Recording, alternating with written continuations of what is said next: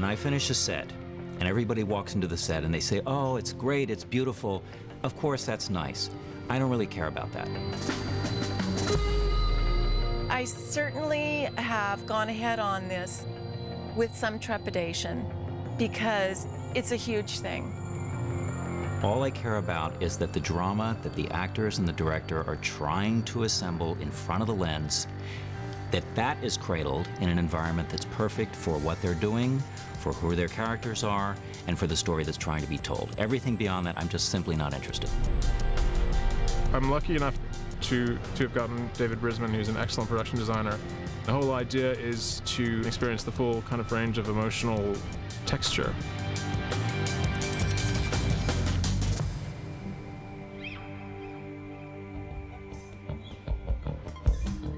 On one hand, we had a certain advantage, and that is that a look had already been established.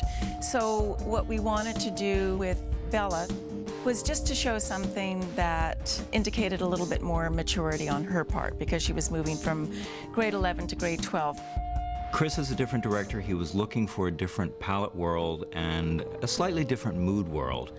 So Bella's nest that we were trying to achieve here had a little bit more warmth to it that existed as the location in Portland. So here we had to build the interior and the exterior. But there's this enormous sequence that involves Jacob sort of parkouring into her window, and it's one of the most important scenes between them in the movie. In the first house, if you look very, very carefully, there's a flicker of a moment when you can see actually that side of the house and there's no bay window there. So it was worth it to deviate from the old diagram to find the diagram that supported this little bit of storytelling. The Cullen's house was even trickier than Bella's. In the Cullen house, it was more like adding to an existing puzzle. In the first film, you actually do see the exterior fairly clearly. What we tried to do was bring that very specific palette of the exterior into the interior, and that was a way of knitting those pieces together.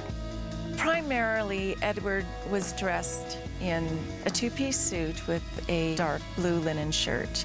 It took a lot of time to come up with the formula for creating that suit. I tried to find a fabric that wasn't contemporary, something that was interesting to look at because he was going to be wearing it all the time. We then followed a very contemporary cut for the suit, so we had his suits made for him. I just think it looks great. With Jacob's house, we found this fantastic location. Chris knew when he saw it that was the place he wanted to be Jacob's world. The fellow who owned the house built it when he was 17 as his sort of ideal cabin. Everything seemed perfect, but it was a greenhouse. It was really, really beautiful as a greenhouse. So I struggled with that, but there's a desire in the fan base to really keep the red of Jacob's house. So we photoshopped and looked at how it was in red, and it was still pretty wonderful. So we ended up painting the whole place red to match the book. When we were dressing the werewolves, what we wanted to do was to find something that made them look sexy. We knew that we had to put them in cutoffs, but it wasn't going to be short shorts. Again, with him, we also wanted to show him moving from being a boy into a young man. So we shortened all of his shirts. We took in his tees to reflect the fact that he had these new great biceps. You try to maintain a coherence so that nothing seems unrealistic or bizarre, and when we go to Italy, the key is to cast it and to design it in such a way that it doesn't pop completely from the story, but it's still an integral and beautiful part of the whole thing. At the beginning, the numbers of extras that are going to be part of our massive Italian festival scene were to be determined. It started off as 350, then it grew to 400, and then someone asked me, well, how many do you really think you can do? Well, now it's 700. We came up with a simple formula that we thought would be almost like one size fits all. We also found an interesting shape that was a little bit more foreboding. So we're doing 20 of those. My assistant took samples to Italy, and I leave on Thursday, and hopefully I will see 700 costumes ready for me. We were basically able in pre-production to make a tour of the 10 most gorgeous hill towns of Tuscany and Lombardy. The choice of Montepulciano as our Volterra was a sort of big discussion, and we really worked on that to get it right. When we were going around and looking at towns, I was watching which things Chris would respond to. I could see what he was thinking in symmetrical terms. He was doing the Renaissance version as opposed to the sort of kind of used up realm of Gothic vampires.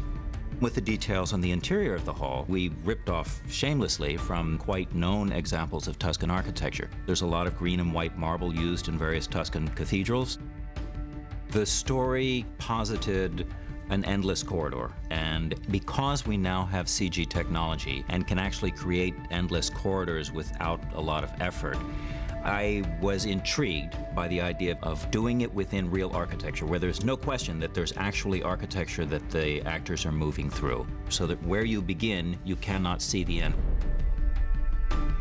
The key point that Chris wanted to impart was that the Volturi were very elegant. In the 21st century, we tried to make them as dark as possible, with the character Aro being the darkest of all because he has the most power. In the 1790s, I did the reverse, and I tried to make Aro the lightest of possible so that we could then see him at the top point of that triangular color palette. The idea of inscribing Latin in the hall was something that came from Chris. He just loves the idea of languages.